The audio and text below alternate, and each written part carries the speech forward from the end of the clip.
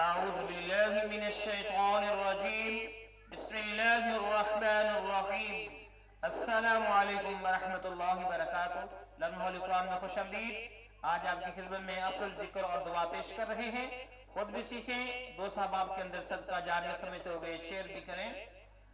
حضرت سیدنا جابر رضی اللہ تعالیٰ عنہ فرماتے ہیں کہ میں نے شہنشاہ مدینہ صلی اللہ علیہ وسلم کو فرماتے ہوئے سنا، سب سے افضل ذکر لا الہ الا اللہ ہے اور سب سے افضل دعا الحمدللہ ہے۔ اس کے حوالہ جات یعنی لا الہ الا اللہ، تو یہ ذکر کے لیے بہترین کلمات ہیں، اور دعا کے لیے الحمدللہ ہر حال میں ان کلمات کے ساتھ اللہ رب العالمین سے دعا کرتے رہنا چاہیے، اس کا شکریہ ادا کرتے رہنا چاہیے۔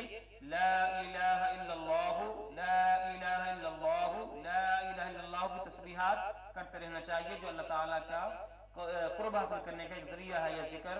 آج کے لیے اتنا ہی، اللہ حافظ۔